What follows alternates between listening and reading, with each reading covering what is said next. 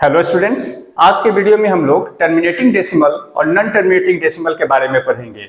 इसके दो मेथड्स मैं बताऊंगा कि कैसे हम किसी फ्रैक्शन को ये बता सकते हैं कि वो टर्मिनेटिंग है या नॉन टर्मिनेटिंग। एक तो है विथ डिवीजन मेथड और दूसरा है विदाउट डिवीजन मेथड्स। ये क्लास 9th का पहला चैप्टर रियल नंबर का टॉपिक है। तो चलिए हम लोग इसको स्टार्ट करते हैं। तो स्टूडेंट्स, सबसे पहले हमें टर्मिनेटिंग डेसिमल क्या होता है ये समझना होगा। तो टर्मिनेटिंग का मतलब होता है जिसका अंत हो जाए, यानी अगर हम उस फ्रैक्शन को डिवाइड करें तो एक समय के बाद वो पूरी तरह से कट जाए, कोई भी रिमाइंडर नहीं बचे। ठीक है, तो टर्मिनेटिंग का मतलब होता है जिसका अंत हो। ठीक है, जिसका अंत हो जाए वो टर्मिनेटिंग होगा।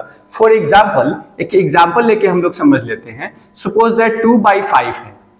ठीक है, अब इसको अगर हम 2 को डिवाइड करते हैं 5 से तो क्या होगा?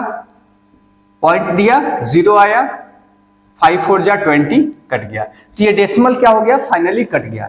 यानी ये जो 2/5 है वो एक टर्मिनेटिंग डेसिमल है। ठीक है, और इसका डेसिमल फॉर्म में वैल्यू कितना है? तो 0.4। ठीक है, एक और एग्जांपल समझते हैं। सपोज दैट हमारे पास 25 बाई, अगर हम लोग ले लेते हैं सपोज दैट 10 ले लेते हैं। ठीक है, अब इसे हम डिवाइड करके देखते हैं। तो 25 को अगर हम डिवाइड करेंगे 10 से, 10 से डिवाइड करेंगे अगर 25 को, तो 10 2 जा 20 और 5 कैरी बचा, पॉइंट दिया, 0 हो गया, 10 5 जा 50, ये भी फाइनली कट गया। तो दैट मीन्स ये 25/10 भी क्या है? एक टर्मिनल डेसिमल है। ठीक है, तो ये तो था, हम डिवाइड करके देख लिए इसको कि ये टर्मिनेटिंग है या नहीं है। जब लास्ट में कट जाए मतलब वो टर्मिनेटिंग हो गया।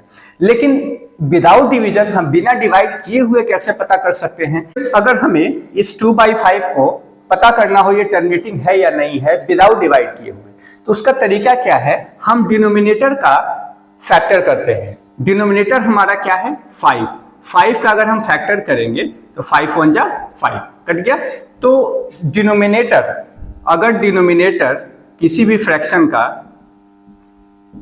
उसका फैक्टर ओनली 2 और 5 हो, यानी वो सिर्फ 2 और 5 से ही कटता हो और किसी नंबर से नहीं कटता हो, तो उस कंडीशन में हम कह सकते हैं कि ये नंबर हमारा टर्मिनेटिंग होगा।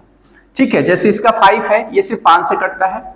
ठीक है, सिर्फ 5 होगा तब भी चलेगा, सिर्फ 2 होगा तब भी चलेगा, 2 और 5 दोनों होगा तब भी चलेगा, लेकिन इसके अलावा कुछ और नंबर नहीं होना चाहिए। ओनली 2 भी होना चाहिए, हो जाएगा तब भी काम चल जाएगा, तब भी वो टर्मिनेटिंग होगा।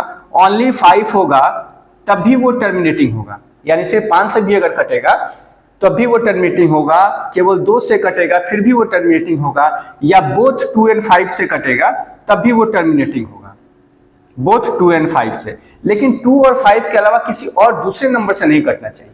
जैसे इस क्वेश्चन में भी हम लोग देखते हैं, यहाँ पे हमारा डिनोमिनेटर क्या है?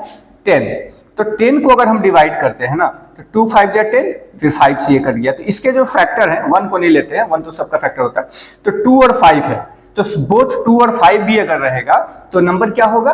टर्मिनेटिंग। यानी ये भी हमारा क्या है? एक टर्मिनेटिंग डेसिमल है। ये भी क्या है? हमारा एक टर्मिनेटिंग डेसिमल है। तो अगर हमें डिवाइड किए बिना पता करना हो कि ये फ्रैक्शन टर्मिनेटिंग है कि नहीं है, तो सिंपल सा उसके डिनोमिनेटर को उठाएंगे, उसका फैक्टर करेंगे, फैक्टर करके देखेंगे कि वो किस किस नंबर से कट रहा है। सिर्फ 5 से कट रहा है, 2 और 5 से कट रहा है, या सिर्फ 2 से कट रहा है, फिर भी वो क्या होगा? टर्मिनेटिंग होगा। लेकिन अगर इसके अलावा किसी दूसरे नंबर से कट जाता, ठीक है, दैट मींस 3 से कट जाता, तो वो क्या होता? Non terminating. वो हम उसमें बताएंगे अभी आपको। ठीक है, तो इसको आप नोट कर लीजिए, फिर हम नॉन टर्मिनेटिंग डेसिमल के बारे में स्टडी करते हैं। नॉन टर्मिनेटिंग का मतलब क्या होता है?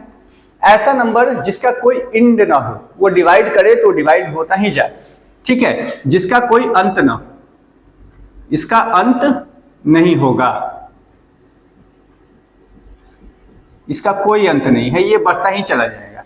फॉर एग्जाम्पल, अगर 1/3 हम लोग ले लेते हैं, तो 1/3 को अगर हम लोग 3 से 1 को डिवाइड करेंगे तो क्या होगा?